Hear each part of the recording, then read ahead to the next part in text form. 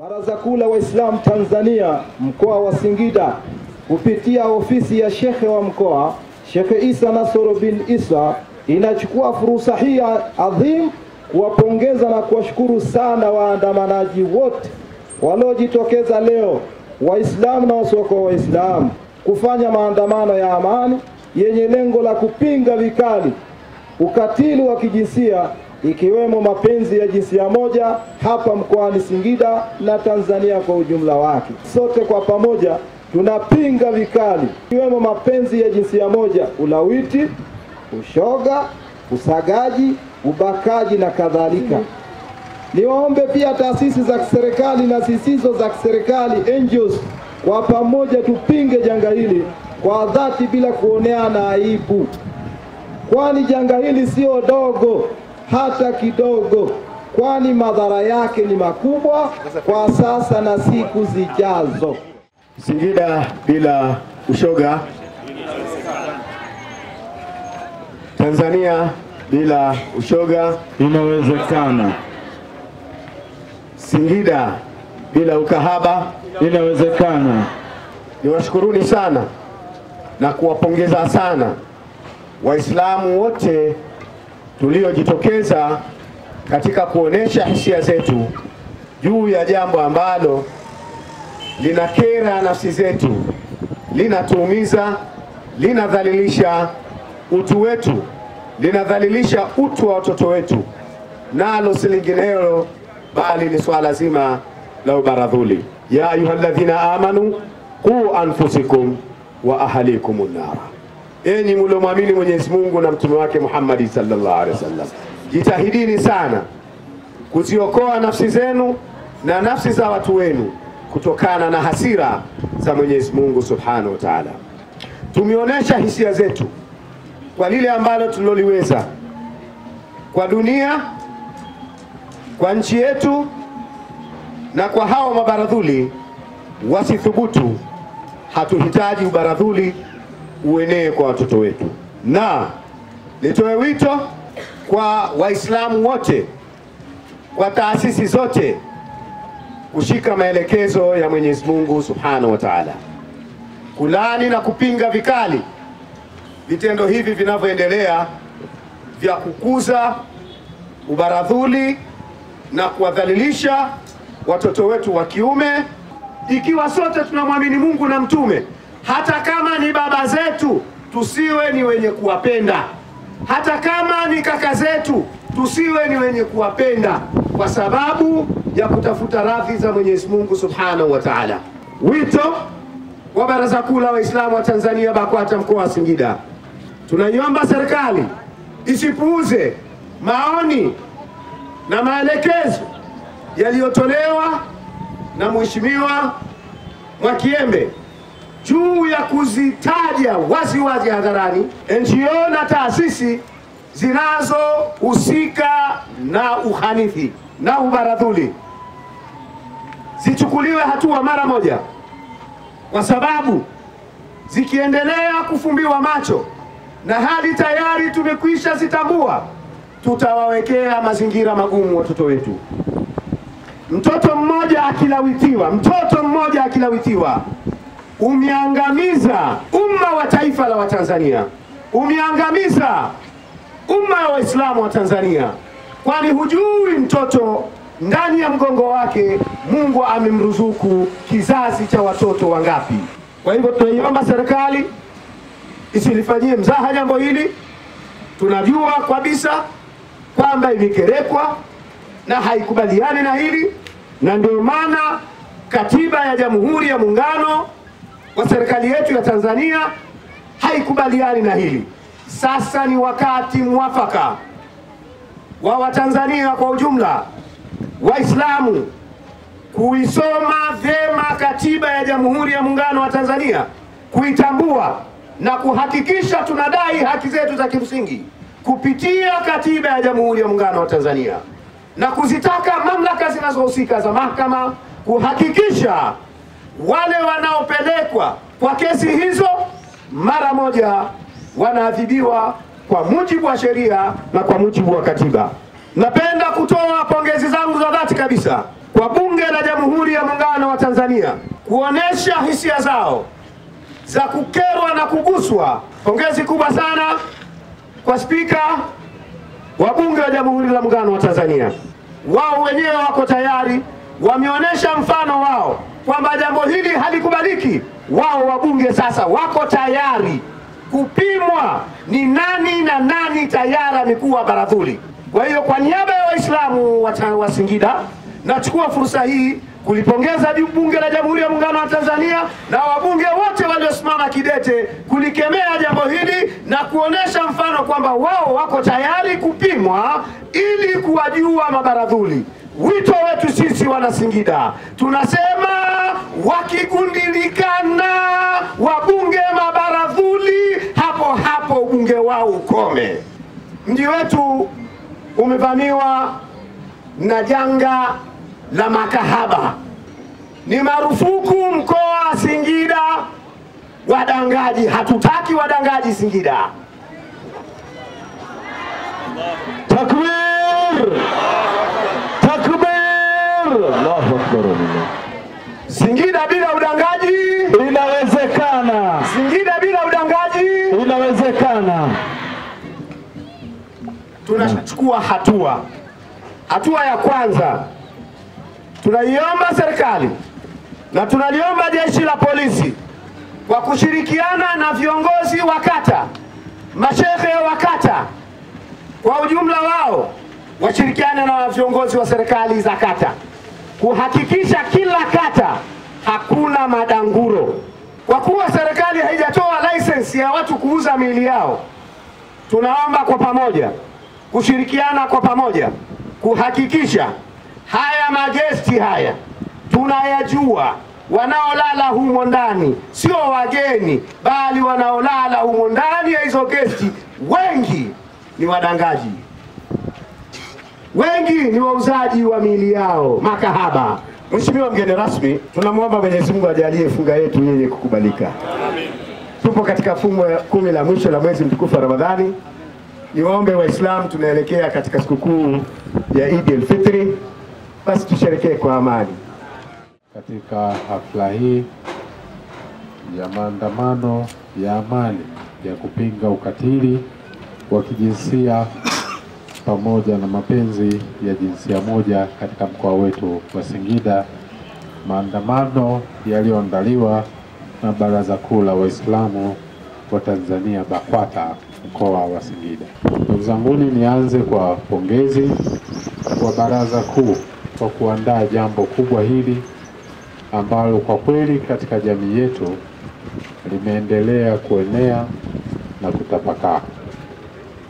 Sisi katika serikali tumetengeneza sheria, tumetengeneza miongozo na taratibu mbalimbali ambazo tunazisimamia na kuhakikisha kwamba tunazifuata ili jamii yetu wakati wote iendelee kuishi katika hali ya amani na salama, na watoto wetu waweze kukua katika mazingira na malezi yale ambayo yanafuata taratibu za mila na desturi ya taifa letu. Serikalini tunaongozwa na kitu kinaitwa katiba. Hakuna kipengele katika katiba yetu na sheria zetu za nchi ambazo zinatambua kwamba mapenzi ya jinsia moja ni sehemu ya haki za binadamu, bali sheria zetu katika nchi zinaeleza kabisa kwamba kufanya mapenzi kinyume na maumbile ni kosa la jinai, ambalo mtu akikutwa na hatia kwamba amethibitika kwamba ameshiriki na kufanya kitendo hicho, adhabu yake ni kifungo cha miaka 20 ama 30 ama kifungo cha maisha jela. Na sheria hizi zipo katika mahakama zetu.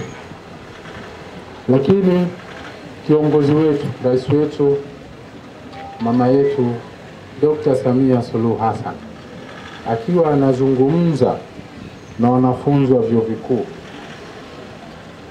alieleza kuhusu suala hili la kufuata mila na desturi ambazo hazitokani na mila na desturi zetu. Alieleza katika maneno yake kwamba haki za binadamu zina mipaka yake. Kila mahali kuna mila na desturi zake. Tusilazimishwe kufanya mambo ambayo si mila na desturi zetu. Haya ni maneno na nukuu ya kauli ya rais wa nchi yetu ya Tanzania, Dr. Samia Suluhu Hassan. Mtakumbuka ndugu zanguni kwamba serikali ilifuta taasisi mbalimbali ambazo si za kiserikali maarufu zikiitwa NGOs zaidi ya 2000 ambazo miongoni mwao zilithibitika kujihusisha na shughuli za kupromote au kutangaza na kupigia chapuo matendo haya ya mapenzi ya jinsia moja. Hivi karibuni waziri wa elimu naye alitangaza na kupiga marufuku baadhi ya vitabu ambavyo vimepenyezwa katika nchi yetu vikifundisha watoto wetu matendo haya ya mapenzi ya jinsia moja. Sisi pia katika ngazi ya mikoa na wilaya tumeendelea kulaani wakati wote katika majukwaa na katika shughuli mbalimbali ambazo tunashiriki, kuwaeleza na kufafanua kwa wananchi kwamba mambo haya ni mambo ambayo sheria yetu imeyakataza na serikali inapiga marufuku vitendo vya namna hii. Na tunashukuru kwamba viongozi wa dini wamekuwa mstari wa mbele katika hili. Tunawashukuru na tunawapongeza sana. Ama kwa yale maeneo ambayo yametajwa, serikali ya mkoa itafanya operation maalum kama ambavyo mmeomba ifanyike, ili kujiridhisha na kupitia upya leseni mbalimbali ambazo zimetolewa na kuangalia kwamba masharti ya leseni hizo zilizopewa watu wanaoendesha biashara hizo zinaenda sawa au zimeenda kinyume na masharti yale ambayo yamebainishwa. Na tutakapothibitisha kwamba wameenda kinyume na masharti ya leseni tulizowapa ya biashara mbalimbali ambazo wanaendesha, basi hatutafanya ajizi kuwanyang'anya leseni hizo na kuhakikisha kwamba vijana wetu wa kike na wa kiume wanabaki salama katika mitaa yetu mbalimbali katika mkoa wetu wa Singida. Takbir! Lakini jukumu hili la malezi kwa vijana wetu sio jukumu la serikali pekee. Ni jukumu la jamii nzima, lakini pia ni jukumu la taasisi zetu za dini. Nitoe wito kwa taasisi zetu za dini, madrasa mbalimbali, vituo mbalimbali vya malezi vilivyoanzishwa kuhakikisha kwamba vinalea vijana katika njia iliyokuwa ya sawasawa na kuweza kuwapatia elimu bora ya kimazingira, lakini na elimu bora ya kiroho, ili waweze kuwa watu wema ambao wataendeleza na kushika uongozi katika miaka ijayo kwa taifa letu. Kwa majina kamili naitwa Ahmed Misanga, ni mjumbe jumuiya ya wazazi mkoa wa Singida. Ushoga, usagaji, ubasha ni vitu ambavyo vimeangamiza kaumu nzima. Katika surati Al-Araf aya ya 80 mpaka 84 inaongelea mambo ambayo Mwenyezi Mungu alimtuma kaumu Lut katika watu wake, alimtukua watu wake. Akamwambia Lut, akawauliza watu wake, je, mnafanya uchafu ambayo hata waliowatangulieni hawajawahi kufanya uchafu huo katika viumbe vyote? Ina maana mpaka wanyama hawajawahi kufanya uchafu ambao walifanya kaumu Lut, na hawa wakapelekewa kuangamizwa. Lakini baada hivyo Mwenyezi Mungu aliendelea katika aya 81, hivyo nyinyi mnawaingilia wanaume kwa matamanio mkawaacha wanawake, kumbe nyinyi ni watu wafujaji. Bitafsir, yani ni watu wachafu kweli kweli. Jumuiya ya wazazi ndio wasimamizi wa malezi. Jumuiya hizi mbili zina uhiano pamoja na jumuiya za BAKWATA. BAKWATA ina jumuiya la wanawake, JUWAKITA ina JUVIKIBA ya upande wa vijana. Yani inawezekana kabisa jumuiya hizi mbili kusimamia maadili katika jamii. Viongozi wa dini leo, shehe wetu wa mkoa amesimama hapa anapinga ushoga na usagaji na ubasha. Sisi shehe wa mkoa tunaungana na wewe 100%. Hii ni katika kuunga mkono kazi nzuri na juhudi zako unazozifanya. Amesema msemaji wa jinsia, polisi ya jinsia. Nimemsikiliza amesema na hukumu ambaye mtu ana namna hiyo miaka 20. Naam. Miaka 20. Naam. La hasha. Kama angelikuwepo mbunge hawangu hapa, na kama hayupo basi wapo viongozi wangu, waambia wakapitishe sheria watu wa namna hiyo wauawe hadharani. Allahu Akbar. Takbir.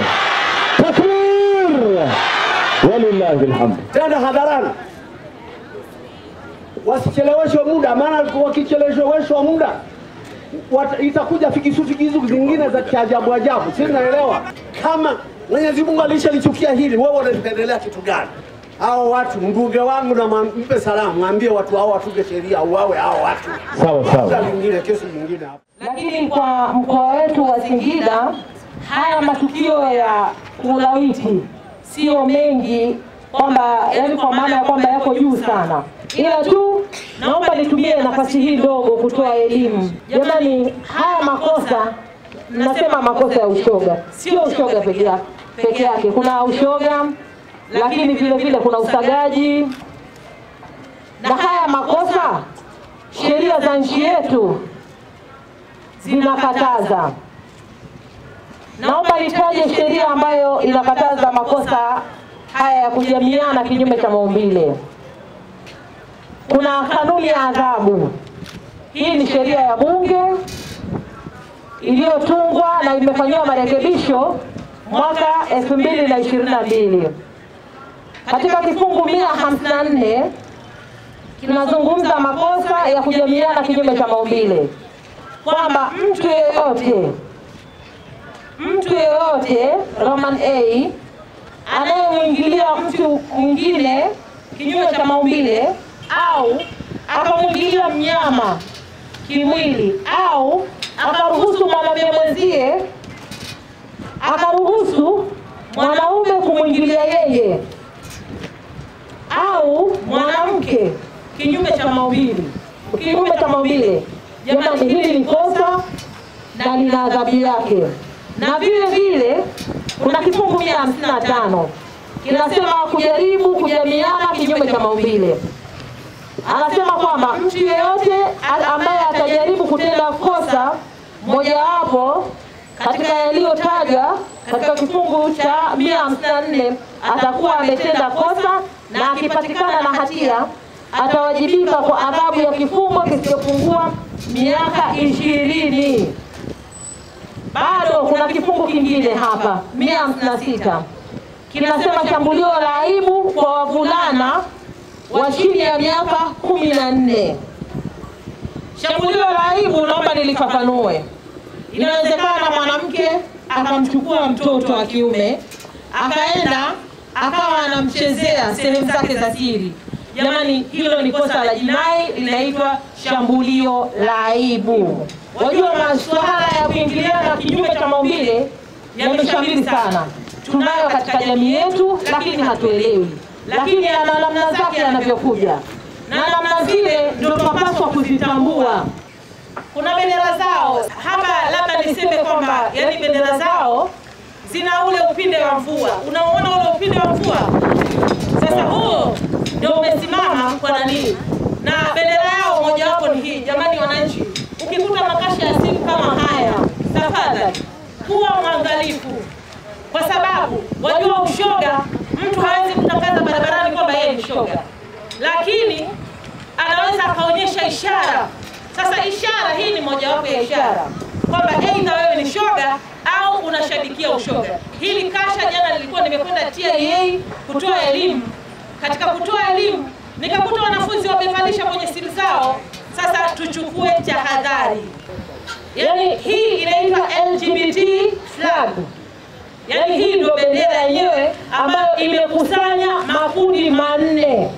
Kundi la kwanza ambalo linasimamiwa na herufi L, hili linamaanisha lesbian. Jamani, lesbian ni hawa tunasema wasagaji, wanawake ambao wanafanya mapenzi na wanawake wenzao. Kundi la pili, kuna hawa wanajiita magay. Gay ndio hao mnaoita mashoga. Mwanamume huyu gay ni mwanamume, na anayelawiti ni mwanaume. Anayesimama kugeuza maumbile, yani anataka bisexual, anataka atoke kuwa mwanamume kuwa mwanamke, ni mwanamume. Jamani, naomba wanaume mkajitafakari. Jamani, tugogo tukigogo tutakutana na hivyo vitu. Mimi naomba niishie hapa. Assalamu alaikum wa rahmatullahi ta'ala wa barakatuh.